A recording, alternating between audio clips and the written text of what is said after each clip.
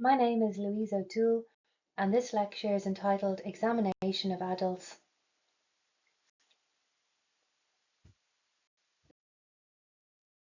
So before moving too close to the patient, take a look at the patient when they enter the room and when they sit down in front of you.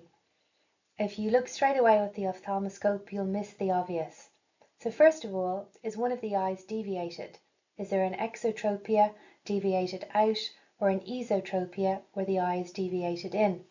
That might be long-standing secondary to poor vision or amblyopia, or the patient may have a cranial nerve palsy.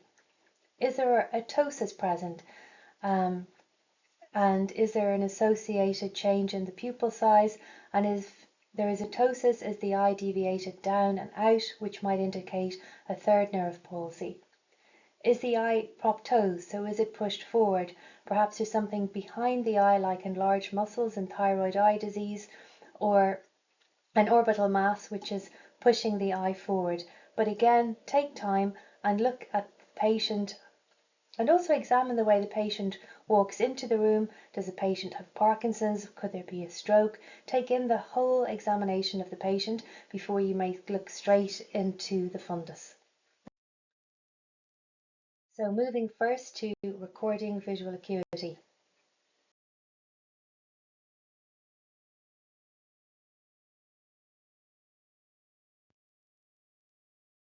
When checking the visual acuity, we check one eye at a time. You can have a handheld device like this, which makes sure that the fellow eye is completely occluded. In this case, we ask the patient to use their hand to occlude their fellow eye. But if you do so, it's important that the patient doesn't peek through their fingers. Even they may be unaware that they're doing that. If you have nothing to hand, you can use the palm of the patient's hand and ask them to press it against the eye. The problem with doing that, though, is that patients can press too firmly and sometimes squeeze the eye, and then it's more difficult for them to read afterwards. It's better to ask them to place a handkerchief or a tissue, fold that in front of the eye, and just lightly occlude the eye. Don't press too hard, or else you're going to change the shape of the eye and therefore change the focusing power of the eye. The patient put their glasses on when checking for visual acuity, and make sure that they're wearing their distance glasses and not their reading glasses. In the UK and Ireland, we tend to use a Snellen chart, and we measure it in terms of meters. So 6/60 would be what could be expected to see at 60 meters, the patient can see at 6 meters. In the US, they talk about feet, so it's 20/20 or 2200 vision. And in continental Europe, they use decimalization to check for visual acuity. But in general, you'll be using a Snellen chart. If you're doing research, you might be using a logmar chart to measure the patient's visual acuity. But a Snellen chart is what I've illustrated here. So the top, the largest letter would be 6/60. 6/12 seen just over halfway down the chart. That's what we use for driving vision. And then 6/6 at the bottom line there is what can be expected to be seen at 6 meters.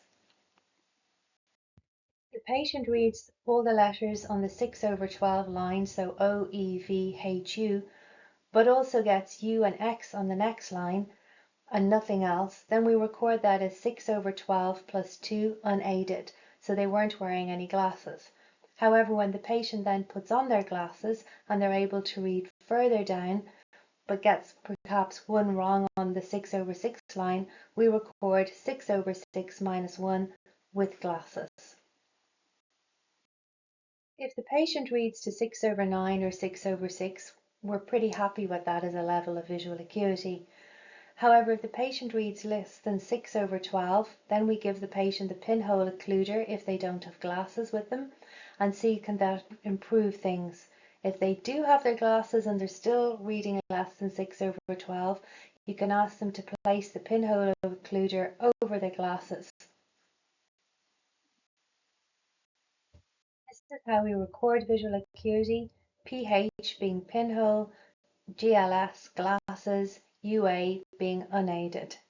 And then no improvement with pinhole is NIPH.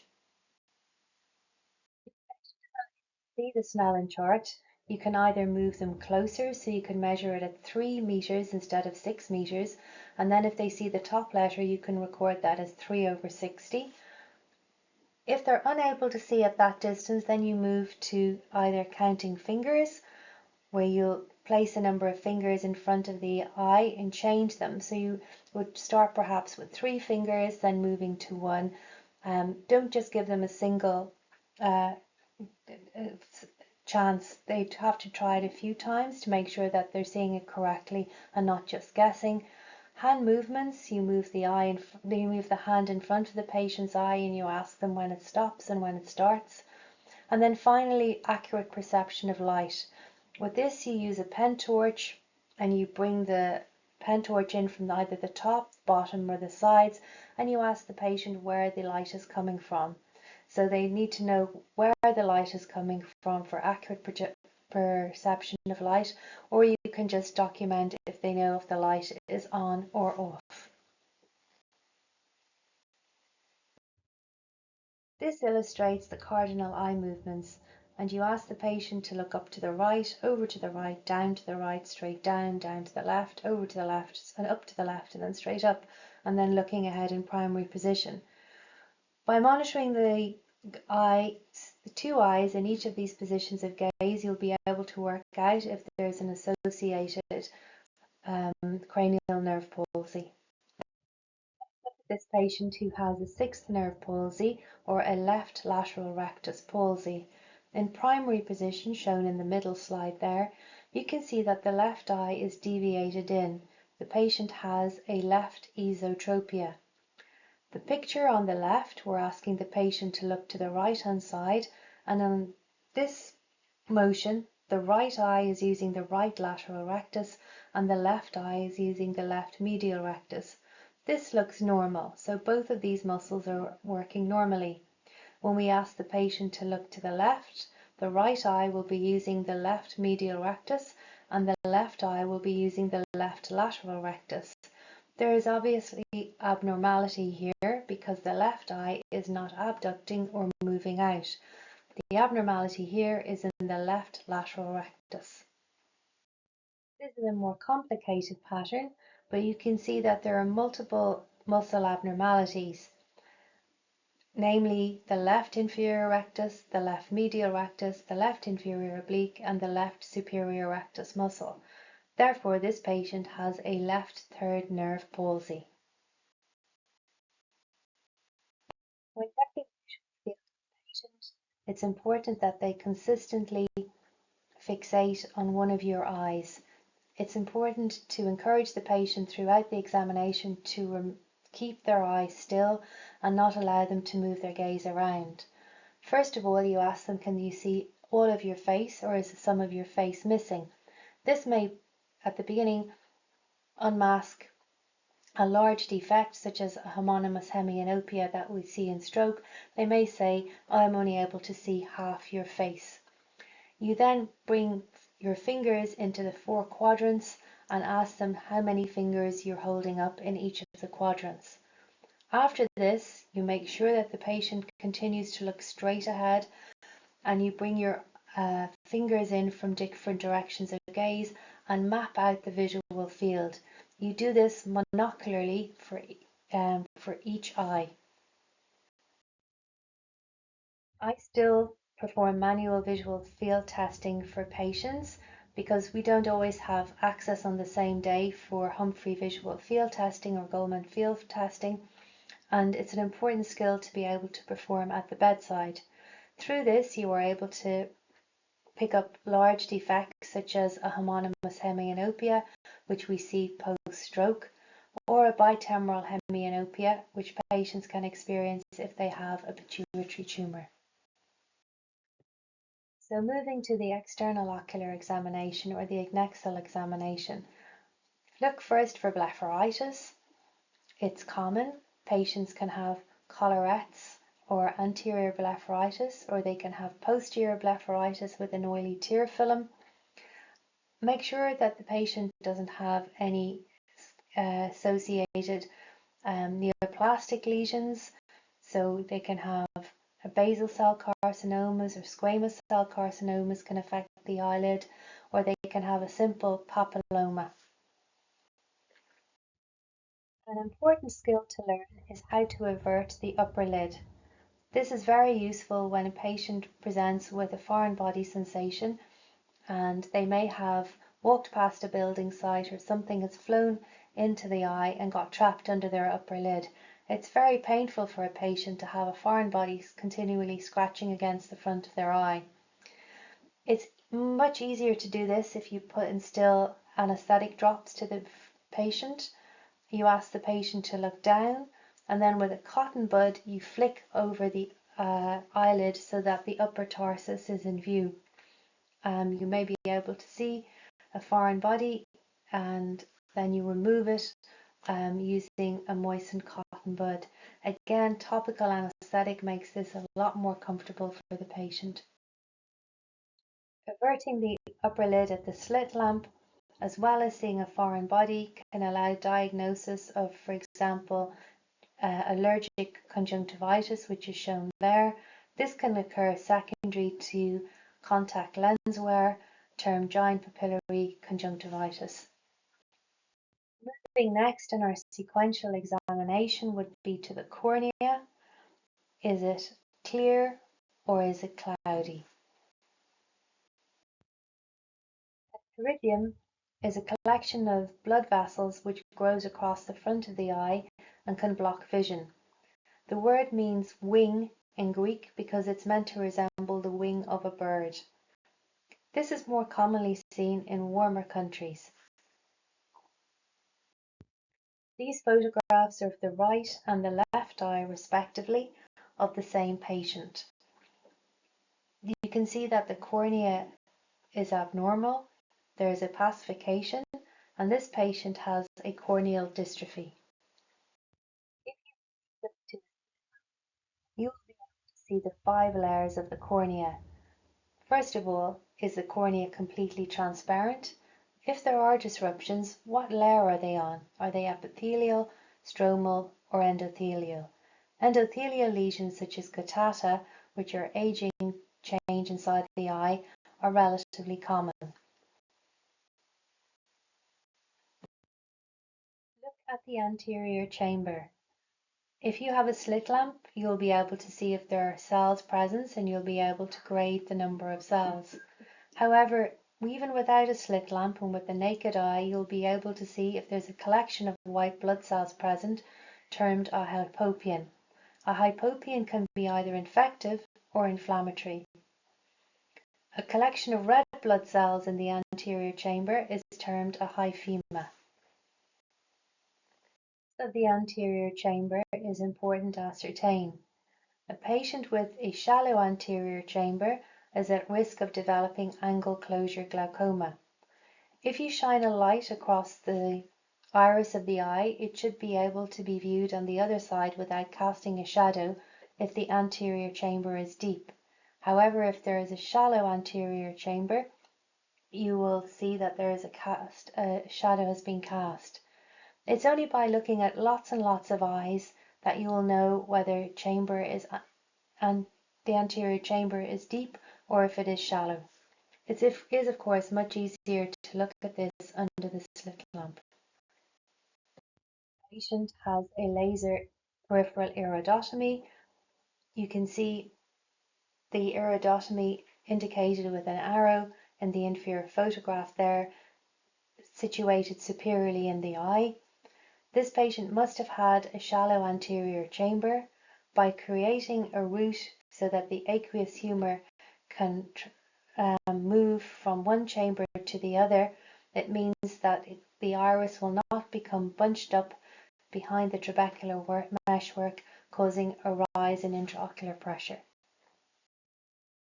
The lens of the eye should be clear so that it allows the light entering the eye to be focused on the retina without any distortion.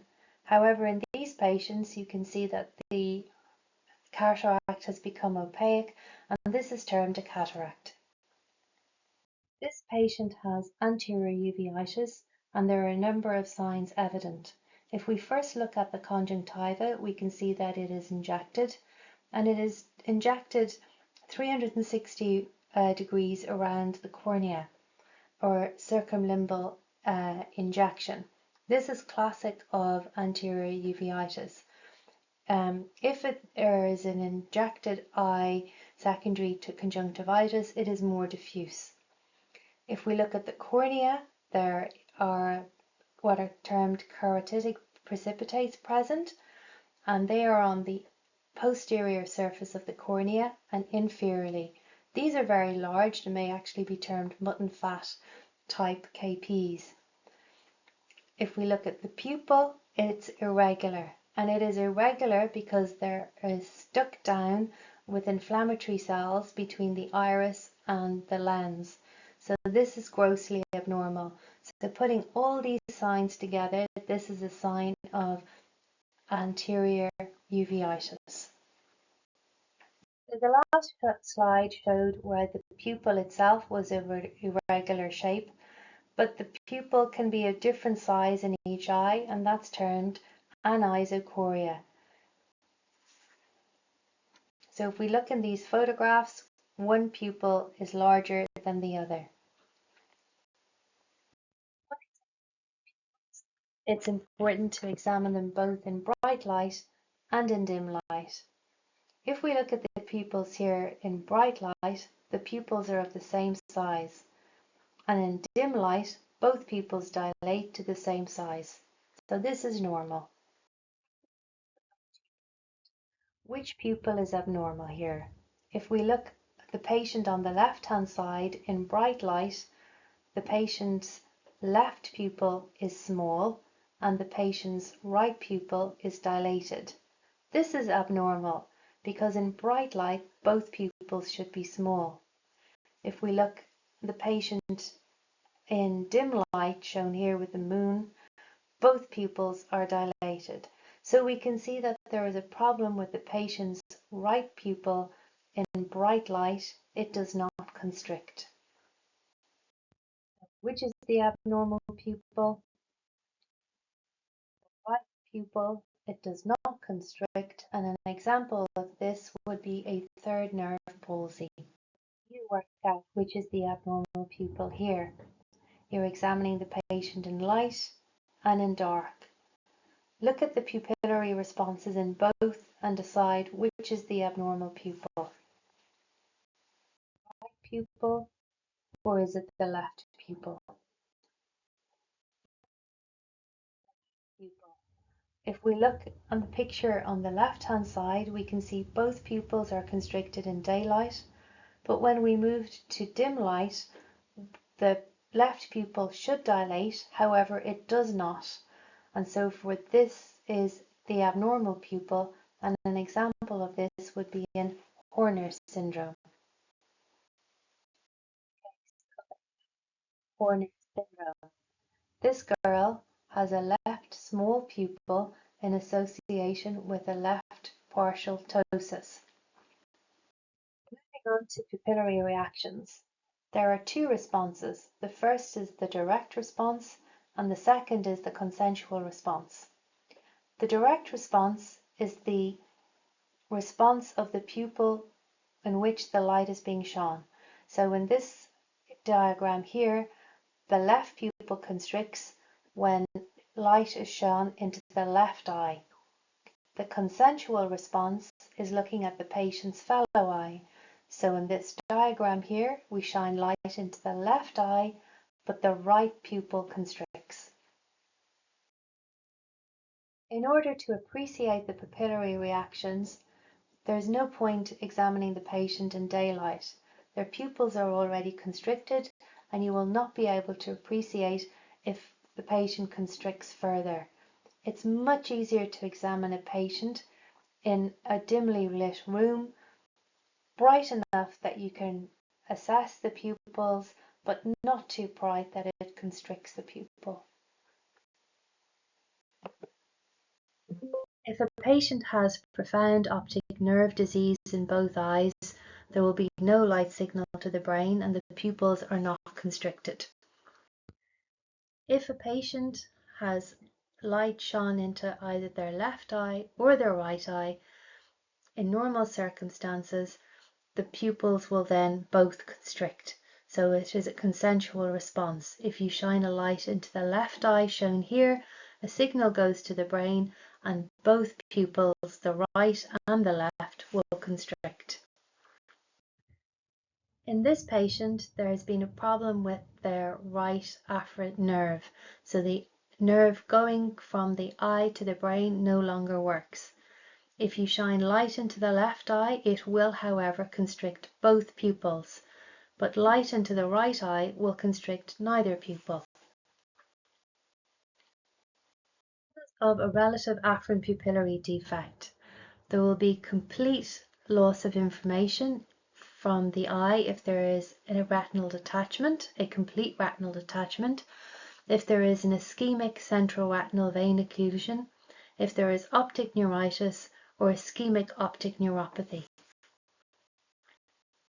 These do not cause a relative afferent pupillary defect. Amblyopia, unless very dense, a cataract will not cause a relative afferent pupillary defect, or an isolated vitreous hemorrhage will not cause a relative afferent pupillary defect. This patient has a left relative afferent pupillary defect. So there is a problem with the information in the nerve coming from the left eye. So let's look at number 1, that diagram. So this is normal, both pupils are the same size. We'll move to number 2. We shine a light into the right eye, the right pupil constricts and the left pupil constricts. We then move to number 3. We shine a light into the left eye. We would expect that the pupil should constrict, but instead it dilates. So this is abnormal, and this is a warning sign that there's pathology in this patient. We move the light across back to the right eye, and it once again constricts. So this is the sequence that you see in a left pupillary, a relative afferent pupillary defect.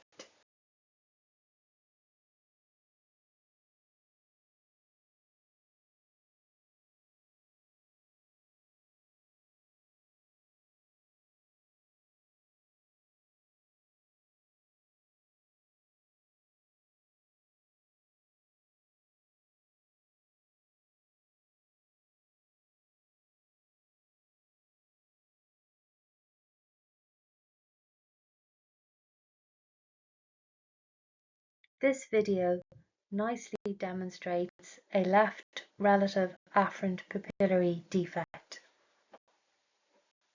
Quiz: which causes a relative afferent pupillary defect? Number 1, a cataract. 2, a total retinal detachment. 3, a pterygium. Or 4, a macular scar. The answer is 2, a total retinal detachment. It is important to be able to check a relative afferent pupillary defect in patients presenting for cataract surgery with dense cataracts. This patient has a right dense cataract. It is not possible to examine this patient's fundus, so we don't know. This patient could have a total retinal detachment. They could have a central retinal vein occlusion. And it is important that this is known prior to cataract surgery. If the patient has a relative afferent pupillary defect, the visual prognosis for that eye would be very, very limited. If, however, we see that there is no relative afferent pupillary defect present, we can proceed confidently with the surgery. In this particular case, we will assess whether or not a right relative afferent pupillary defect is present. We shine the light in the left eye, it constricts. We move to the right eye, it constricts. And back to the left eye, it once again constricts. So this patient does not have a relative afferent pupillary defect and is good for cataract surgery. But what if we got this sequence of events? We shine a light into the patient's left pupil, it constricts, and the right pupil constricts because there is a consensual reaction. Then we move the light over to the patient's right eye. It should constrict, but it does not. So it dilates, and also the left pupil will dilate because it is a consensual reaction. So then we move the light over back to the patient's left pupil, and it constricts and the right pupil constricts. So this patient has a right relative afferent pupillary defect, and we know that there is pathology behind the patient's lens. Such as a retinal detachment can cause a right relative afferent pupillary defect in this case. Pupils respond to light, but they also respond to accommodation. If you ask a patient to look in the distance and then ask them to look with your finger, which position close to their nose, the eyes will converge and both pupils will constrict. This patient presents with a left esotropia. So how would you check this patient for a relative afferent pupillary defect? Do you think that you need to modify your technique in any manner? Right eye, the light is shone directly into the right eye. The patient is looking towards me here, and I'm bringing the light directly towards the patient. If I bring the light directly towards the patient in the same direction for the left eye, that's not going to work because the eye is deviated inwards, in which the light should be shone on the patient's eye. Think of it as shining it directly into the macula. So you have to alter your trajectory of the light according to the gaze of the patient. So my top tips to you when checking the pupillary reactions: make sure that the room is not too bright. It needs to be dark enough that you can appreciate a constriction in the pupils, but not too dark so that you can't see the pupils. Number 2, use a bright light. Make sure that you have batteries that are fully charged in your pen torch so you have a nice bright light coming out of it. You can also use the light on your phone. And then number 3, instruct the patient to look in the distance. Ask them to look at the far corner of the room, because then their pupils will not be constricted. If the patient is looking too close to them, I showed you on the accommodative reaction that will happen. So if they're looking too close, their pupils will accommodate and they will also constrict, and therefore you won't be able to appreciate further constriction secondary to the light. So again, have the room semi-darkness, use a really bright light, and then instruct the patient to look at a distant target while you're examining their pupils. To fundoscopy, so examining the retina. And this photograph is of an arc light. When performing fundoscopy, take notes about the optic disc, about the macula, and about the blood vessels and the surrounds. In practical terms, you might want to leave the macula till last because it's a bright light on the patient which can blind them a little bit. They may not like it, and so you might want to leave that to the end of the examination. But look at each of these 3 components. There are 3 C's to remember when we look at the optic disc. First is the color, the second is the cup, and the third is the contour. The normal optic disc has a pinkish hue. This patient's left optic disc looks a little pale. Causes of pallor are either from something pressing on the nerve, so an extrinsic compression such as tumors like adenomas, meningiomas, and aneurysms, or a tumor within the nerve, optic nerve gliomas, optic nerve sheath meningiomas, or vascular disease affecting the blood supply to the nerve. So arteritic or inflammatory, and then non-arteritic anterior ischemic optic neuropathy, a central retinal artery occlusion, or cranial arteritis. If you see a pale optic nerve, have a look and can you see any other related ocular condition, for example, retinitis pigmentosa, shown here. You can see that there are bone spicule pigmentation and also the blood vessels are very narrowed. Optic discs can sometimes look pale if the patient has had cataract surgery. The cup-disc ratio is a measurement of the cup size to the total disc size. The cup-disc ratio on the left would be 0.3, on the cup-disc ratio on the right would be 0.8. If you think of the disc as a donut, the cup is the whole of the donut in the middle. Some patients, it can be normal for them to have a cup-disc ratio of 0.8. However, these cases tend to be bilateral and they must have a visual field and they must have an intraocular pressure to make sure that it is just the way their cup-disc ratio is. Anybody with an enlarged cup-disc ratio really has glaucoma until proven otherwise. Here are some examples of enlarged cup-disc ratio. On the left, we see an associated retinal nerve fiber hemorrhage, and this is a sign of glaucoma.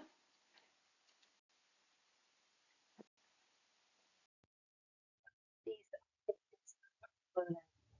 When you have a swollen optic disc, it is important to look at both eyes.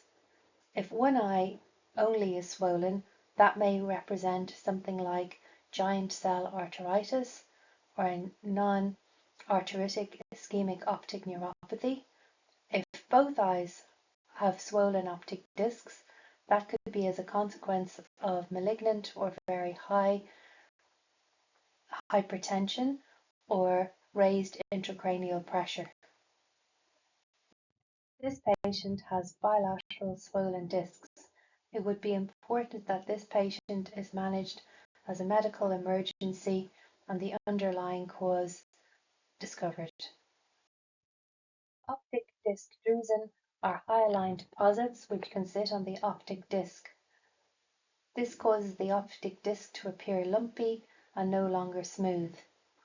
Optic disc drusen are easy to see when using autofluorescence imaging. They are associated with trifurcations instead of bifurcations of the retinal vasculature. This patient has left optic disc swelling in conjunction with retinal hemorrhages involving all four quadrants of the fundus. This patient has a left central retinal vein occlusion.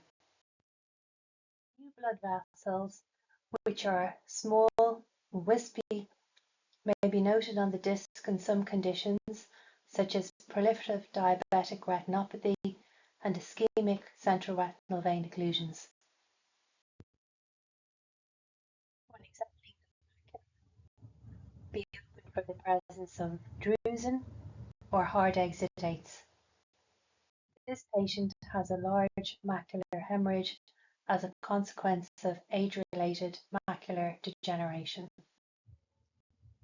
This is the colour fundal photograph of a patient's right eye who has a dystrophic change at their macula termed Best vitelliform dystrophy. The patient has a full thickness macular hole. Their vision is going to be profoundly reduced to 660 or below. You can see a central red area containing yellow deposits surrounded by a rim or cup of fluid. The association with a macular star may be a manifestation of a condition called neuroretinitis, when you have an infective condition of the optic nerve and the retina. This can occur in a condition called cat scratch disease. The blood vessels in this fundal photograph are grossly abnormal. That is because they're inflamed. there is inflammation of the blood vessel called vasculitis. This can be a feature of inflammatory conditions such as uveitis.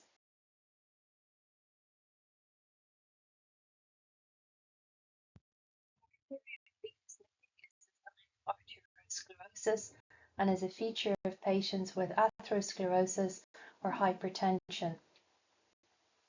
Here we can see that there has been an embolic event.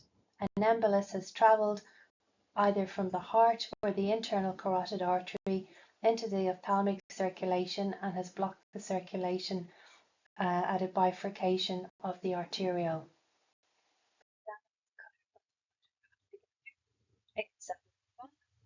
If we look inferior to the macula, you can see that there's whitening of the retina. It's very marked, and you can see what's called a cherry red spot, a bright red spot of the macula.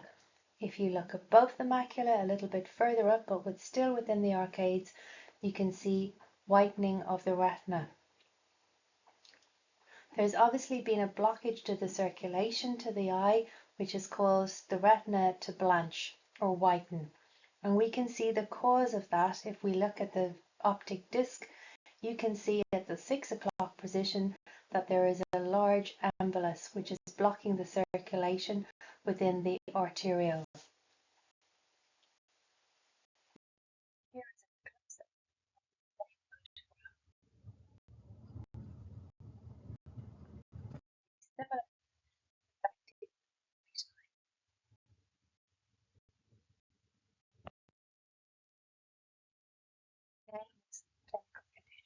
We have optic disc pallor.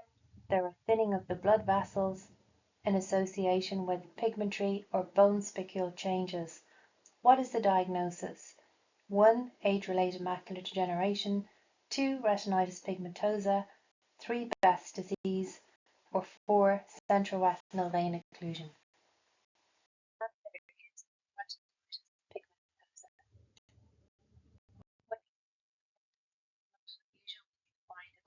Nevus as an incidental finding. These changes are flat, they don't change over time. There may be associated drusen but no lipofuscin or orangey pigmentation. They are benign.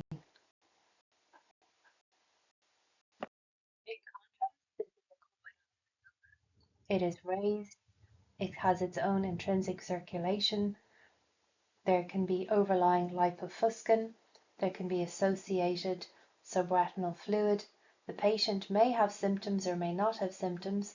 Symptoms would be flashing lights, change in vision. These patients need to be referred for further management. A differential diagnosis of a choroidal melanoma would be a choroidal metastases, most commonly from breast or lung. Examination of adults. I hope you've learned some key points to remember. When we're looking at the adult, we don't dive straight in with our ophthalmoscope. We need to look at their body, look at their face. Is there ptosis? Is there proptosis? Are the pupils symmetrical?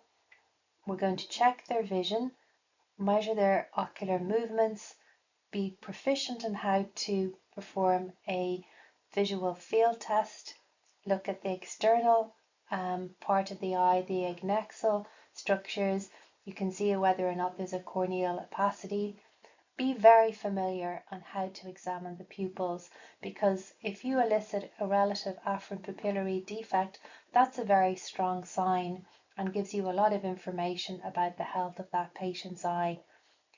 Know about the optic disc, the colour, the contour and the cup ratio, and then it's only by examining lots of patients that you will become familiar with performing fundoscopy and be able to recognise what's normal from what's abnormal. Thank you very much for your attention today.